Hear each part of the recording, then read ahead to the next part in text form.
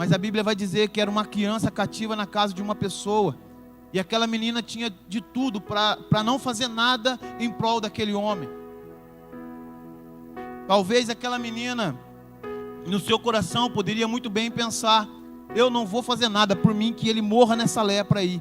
Ele fez tanto mal para mim, tirando eu dos braços dos meus pais. Para mim, que ele morra nessa maldita doença que deteriora o corpo do ser humano.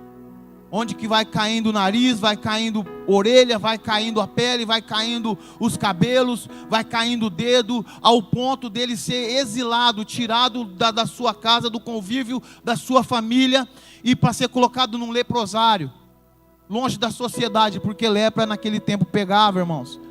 Era uma doença muito ruim.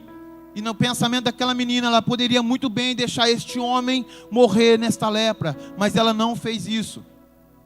Ela se compadeceu daquele homem. Talvez aquele homem chegava na sua casa e falava para sua esposa: eu não aguento mais esta vida. Eu sou tão aplaudido lá fora, mas olha que desespero que eu estou. Olha que catástrofe que eu estou. Olha que vida, me perdoa a palavra, desgraçada que eu ando. Aplaudido lá fora, porém destruído aqui dentro. Eu não posso nem chegar perto de você, porque eu tenho medo que essa doença passe para você, minha esposa, ou para os meus filhos. Talvez aquele homem já não tinha mais aquele tete a tete com a sua esposa, ao ponto de deitar na mesma cama que ela. Talvez aquele homem estava extremamente angustiado, triste, ou talvez até depressivo, porque ele tinha por obrigação lutar. Ele tinha por obrigação batalhar pela sua nação, pelo seu país, pelo seu povo. Ele tinha por obrigação montar no seu cavalo e sair à batalha. Como muitos têm a obrigação de sair para labutar no dia a dia, para trabalhar no dia a dia. Por obrigação de sustentar a sua casa. Mas enfim, quando chega em casa, irmãos, é um desastre total. E aquela menina vendo, ela se compadece daquele homem. Ela se entristece por ele. E eu trato aquilo como uma pregação do Evangelho.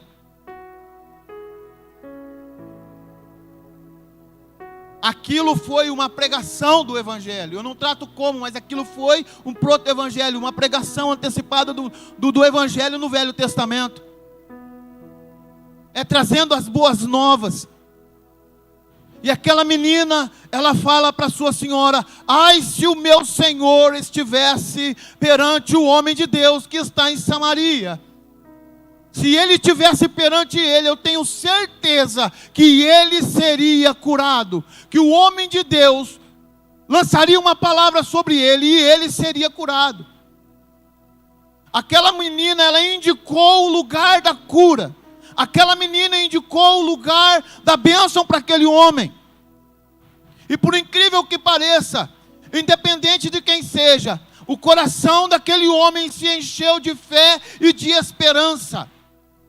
Uma palavra que gerou fé no coração de um homem que estava talvez desanimado, desamparado, triste, cabisbaixo. Uma palavra que gerou fé, que gerou ânimo, que gerou, aleluia, bênção, que gerou um motivo para viver, uma esperança para ser curado, para dar continuidade à sua vida. Aquela menina, ela foi totalmente usada por Deus naquele momento, para dizer para aquele homem que havia solução para o seu problema, que havia solução para aquela dor, que havia solução para aquela tristeza. Aleluia. Aquela menina foi usada por Deus para ser bênção naquela casa.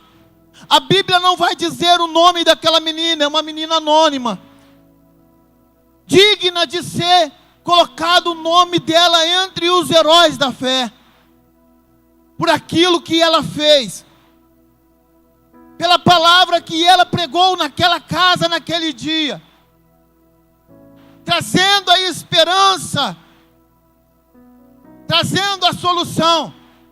O coração de Naamã se encheu de alegria, ao ponto de ele notificar ao seu senhor, ao rei, a uma autoridade maior do que ele. E ele vai dizer: assim e assim disse a menina de Israel. Assim e assim disse a menina que mora em Israel. Aleluia.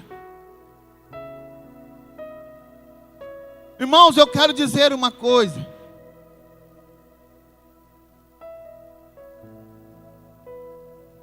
Tem uma palavra na sua boca. Tem uma palavra na sua boca e no seu coração. Se você não sabe, meu irmão, Deus tem um propósito e um motivo em estabelecer a igreja, eu quero dizer, o Brasil para Cristo na cidade de Olímpia. Deus tem um propósito. Deus não faz nada à toa. Deus não faz nada sem motivo. Deus tem um propósito em colocar, em plantar a igreja, o Brasil para Cristo na cidade de Olímpia. A igreja, ela é o ponto de cura. A igreja é o ponto de libertação. A igreja é o lugar que o Senhor acrescenta os salvos dele. A igreja é o lugar que as pessoas adentram para serem curadas, para serem libertas, para serem restauradas, para serem transformadas. Aleluia.